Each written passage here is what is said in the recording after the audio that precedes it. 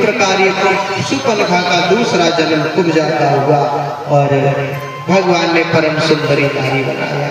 ये श्रीमद गर्ग संहिता बंबई छापे वाली, उसमें लिखा है, किसी के पास हो तो देख लेना। बोलो राधे राधे। अब तो महाराज चंदन लगवा के भगवान पहुंचे हैं कंस के दरबार में। वहां मुख्य द्वार पर एक कोवलिया पीठ नामक एक हाथी था। कंस ने जिसको मदिरा पिला करके खड़ा कर दिया और कहा कि इसको जैसे ही कृष्ण बलराम यहाँ आएंगे तो उन्हें मार देगा। परंतु बलराम जी ने उस हाथी को उठाया और 100 बार घुमाया और आकाश में फेंक दिया, जो आज तक लौट करके नहीं आया।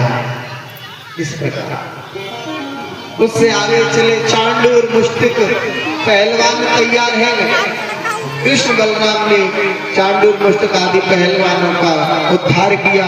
आज भगवान चढ़ गए कंस के सिंहासन पर और बाल पकड़ लिए, बाल पकड़ कर घसीटते हुए जमीन पर ले आए, जमीन पर ले आए। कंस कहने लगा, लाला छोड़, मुझे कष्ट हो रहा है, मुझे छोड़।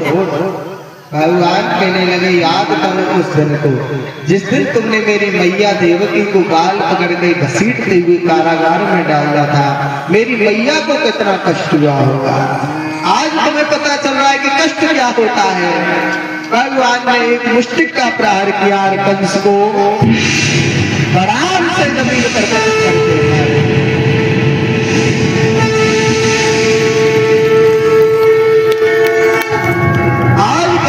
मार दिया। अब कंस मर गया। कंस का मरने का दुख किसको हुआ है? हाथी पर करना, हाथी पर करो। किस किस को हुआ दुख? 1 2 3 4 5 6 7 8 9 10 11 12 13 14 15 16 17 18 19 20 21।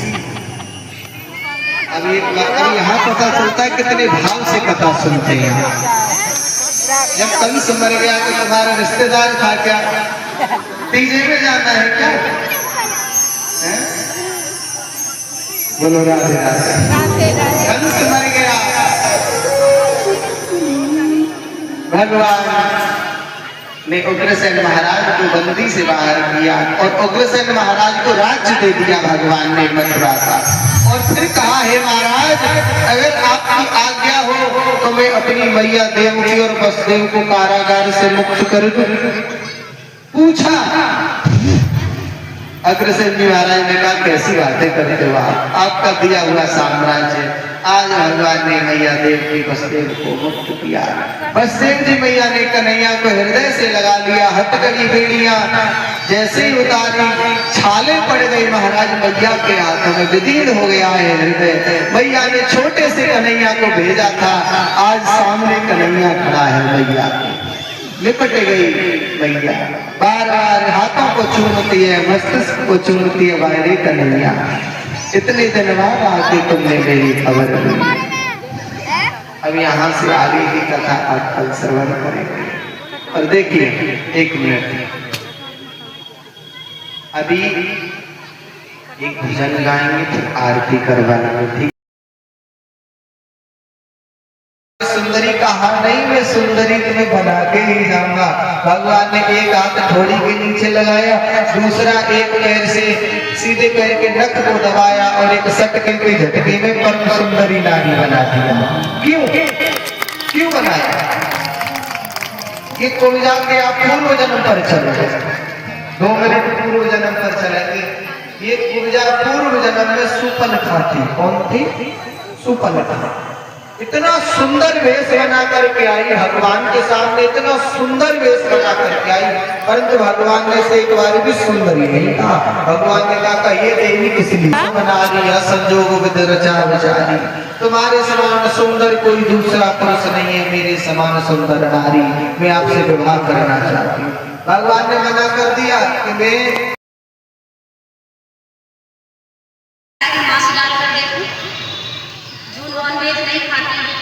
जानवरों की आज्ञा कैसे डालकर देखो खाएंगे नहीं। लेकिन आज इंसान जो है, जो कभी राजा कहलाता था इस सृष्टि का, जो रक्षक था, वही इस मानव जाति का इस सृष्टि का क्या बन गया? रक्षक बन गया। और जो कभी भारत सोने की चिड़िया कहलाता था, आज के संसार की हालत क्या हो गई, भगवान कितना बदल गया इंसान। तो कलयुग में हम परमात्माओं ने लिए पूरे 42 जन्म, तो 8 सतयुग के और 12 त्रेता युग के। कितने हुए टोटल? 20। 21 जन्म द्वापर युग के कितने हुए? 41। और 42 जन्म कहाँ के? कलयुग के। क्योंकि कलयुग में हमारी कोई समय सीमा नहीं आई होती। कोई जिए तो 100 से ऊपर भी जी सकता है और कोई ना जिए तो 1 मिनट भी नहीं। तो कई बार तो ऐसा भी देखा जाता है कि बच्चा धरती पर आने से पहले ही गर्भ में क्या हो जाता है? खत्म हो जाता है। इस तुलना में इस दुनिया को कहा जाता है मृत्यु लोक और सतयुग को कहा जाता है अमर लोक। ये बातें समझ में आ रही है? आप सबको समझ में आ रही है? ताली बजाओ।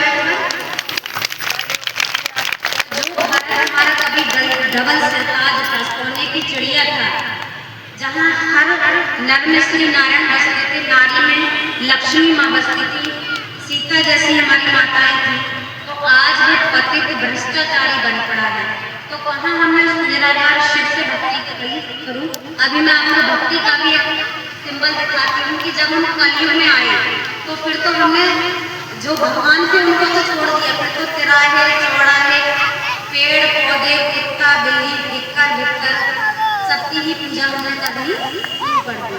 और जो एक भगवान था उसे हमने क्या कह दिया कि आप तो भगवान जी सबके अंदर बैठे हैं। तो जो सतयुग में श्रेष्ठाचार्य थे, द्वापर युग में भी जो हमारे संत महात्मा आए, उन्होंने भी अपने शास्त्र में एक बात लिखी कि नेति नेति, मतलब रचयिता और रचना का ज्ञान, इससे भी आगे कुछ और है, हम नहीं जानते, वो स्वयं भगवान जानता है। लेकिन हे आज के कलयुग पतित भ्रष्टाचारी मानव, आजकल हम अपने आप में क्या कहलाने लगे कि हमारे अंदर ही कौन बैठा है? भगवान बैठा है। तो आप मुझे एक बात बताइए कि एक मैदान में हमेशा एक तलवार रह सकती है, जहाँ राम होगा वहाँ रावण नहीं हो सकता, क्योंकि राम का राज्य ही तब आया था जब उन्होंने रावण के राज्य को क्या किया था? अंत किया था। तो ये है भरत के उत्थान पतन और हमारे 84 जन्मों की कहानी। इस कलयुग में हमारे इतने ढेर सारे जन्म हुए हैं और जो 83 जन्म हुए, अब आप कहेंगे ये 84वां जन्म हमारा रह गया, तो वो 84वां जन्म को कहा जाता है। दीदी ने बुलाया कि एक बार आप सेंटर हो जाइए, वहाँ पर सुन के आइए अपने जिंदगी जैसी भावना। ठीक है, वो दीदी ने कही दिया कि अपना अपना भाव है, जाकी जैसी भावना ताकू तैसी सिद्ध, और हंसा मोती चुगत है मुर्दा चौखट गिद्ध। बोलो राधे राधे। चलते हैं कथा की तरफ इस प्रकार। और जो है भोले बाबा को विदा कर दिया। उसी बीच में यदुवंशियों के जो गर्गाचार्य जी महाराज थे वो गोकुल आए और गोकुल आकर के कृष्ण और बलराम का नामकरण किया। देखो समय का अभाव है, समय का, इसीलिए थोड़े को बहुत समझना, कथा भी बहुत है, थोड़े को बहुत समझना। गर्गाचार्य जी पधारे गौशाला में। गर्गाचार्य जी पहुंचे हैं, मैया यशोदा से कहा यशोदा अपने लाला को लेके आओ, हम नामकरण करेंगे। तो देखो कितनी चतुर थी मैया यशोदा। मैया यशोदा ने अपने कन्हैया को रोहिणी को दे दिया और रोहिणी के पुत्र को स्वयं ले दिया और स्वयं लेकर के पहुंच गई गौशाला। बोले पंडित की तो पता चलेगी ये ठीक ठाक पंडित है या वैसे ही खड़िया पलटन है। अब तो जैसे ही नामकरण का समय आया तो गर्गाचार्य जी कहने लगे कि जो हे यशोदा, जो तुम्हारी गोदी में है ये रोहिणी का पुत्र है और जो रोहिणी की गोदी में है ये तुम्हारा पुत्र है। अब तो मैया ने हीरे की अंगूठी को उतार के पंडित जी को दे दो, महाराज नामकरण किया कि ये बल में अधिक होंगे। हे यशोदा, ये जो रोहिणी का पुत्र है इसका नाम राम होगा, परंतु ये बहुत बलवान होगा, इसीलिए इसे बलराम कहेंगे। और ये जो दूसरा पुत्र है यशोदा, तेरा पुत्र है, इनके अनेकों नाम होंगे, इनके नाम अनेक अनुपा। इनके नाम बहुत सारे नाम होंगे और इसका एक नाम रखता हूं मैं कृष्ण। कृष्ण अर्थात कृष्ण का उच्चारण करने से ऐसा लगता है कि समक्ष खड़ा हो कृष्ण, यानी प्रकट हुआ है समक्ष हमारे। तो हे यशोदा, इसका नाम मैं कृष्ण रखता हूं। ऐसा करके गर्गाचार्य जी पधारे। कुछ दिन बाद हमारे कन्हैया थोड़े बड़े हुए और आज मैया ने कन्हैया के पैरों में पायल बांधी। छोटे से कन्हैया है तो आज कन्हैया ने एक मंडल बनाया, चोर प्रसाद सेवा मंडल। जो साथ के ग्वाल वाल थे ना छोटे छोटे, उनको लेकर के भगवान आज भगवान ने सर्वप्रथम अपने घर में चोरी की। देखो कहते हैं ना, जो बच्चा सीखता है ना अपने घर से सीखता है। एक दिन क्या हुआ, मैया यशोदा ने सुरवी गाय का मक्खन भिगो करके भवन के अंदर रख दिया। कन्हैया ने अपने मित्रों से कह दिया, आज आ जाना, आज हम स्वयं अपने घर चोरी करेंगे। अगर हमें मैया ने पकड़ लिया तो जीवन भर फिर हम पकड़े जाएंगे। अगर आज पहली बार हमारी मैया ने हमें नहीं पकड़ा तो हमारा यह कार्य सदैव पूर्ण रहेगा, हमें फिर कोई पकड़ने वाला नहीं। अब तो मैया गृह कार्य में लगी है कन्हैया, ये बटन वाला नहीं, जो बटन से बिलोते हैं वो नहीं होगा दूध बिलोना। दूध ऐसे बिलोती थी ना माताएं पहले, तो दूध बिलो रही थी मैया।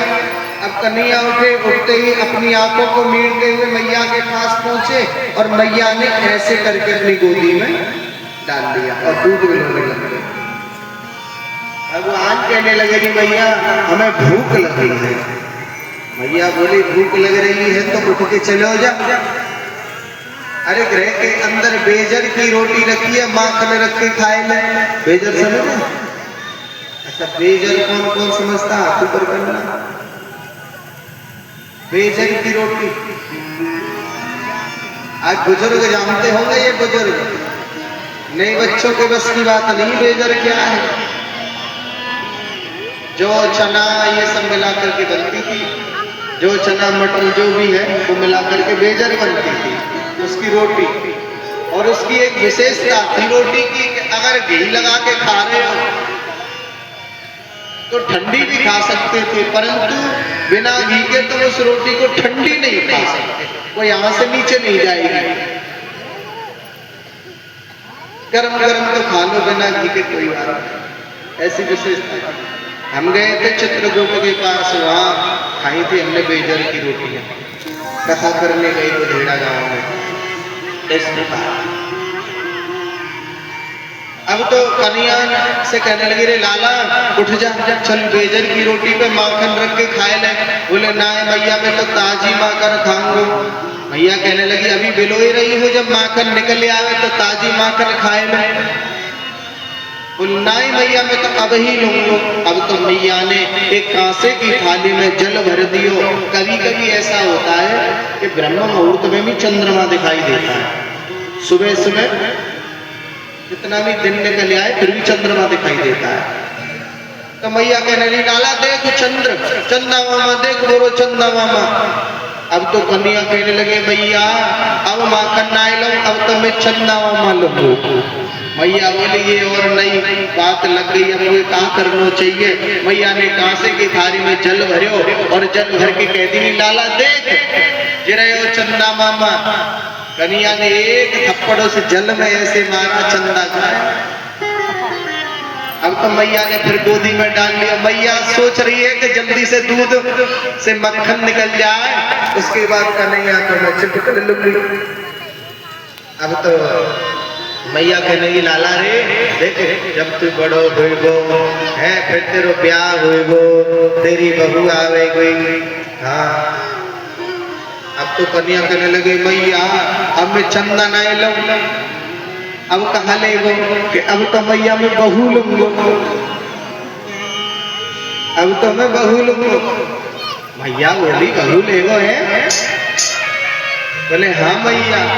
बहु लोगों को है ना कृष्ण के यहाँ या कन्या ने जन्म लियो वो मुझे बहुत सुंदर लगे मैया तू आई सो मेरो ब्याह करवा दे। और सुन मैया जो बहू बटुआ से मोटी है तो वो तो पैसा तो मांगेगी फिर, है कि नहीं? और उसी के पीछे मित्र होता है। किसी की नई नई शादी हुई, किसी की नई नई शादी हुई तो सास बहू में 36 का आंकड़ा, बहू की सास से ना बने और सास की बहू से ना बने। एक दिन सास को भूख लगी, कहने लगी बहू, बोले हाँ, बोले मेरे लिए खिचड़ी बना दे। 2 मिनट में गई खिचड़ी बना के, और आजकल तो जमाना ही ऐसा, एक सीटी आई और लो खिचड़ी तैयार। खिचड़ी परोस के दे दी, अब तो खाने लग रही है। खाते खाते बढ़िया बोली, बहू तेरी फूट गई थी क्या? भगवान ने तुझे 2-2 आंखें दी और इसमें कंकड़ है खिचड़ी में, तू देख के नहीं बना सकती थी? उधर से बहू बोली अंदर से, माता जी भगवान ने तुम्हें अभी तो 32 दांत दिए, 2-4 चबा नहीं सकती थी क्या? बक बक बक बक लगा रखा है, तो ऐसी बहू ना चाहिए। कन्हैया कह रहे मैया बताओ कैसी बहू चाहिए? राधिका गोरी से, बिरज की छोरी से, राधिका गोरी से, बिरज की छोरी से, मैया दे मेरो राधिका गोरी से, बिरज की छोरी से, मैया नजर तेरी छोटी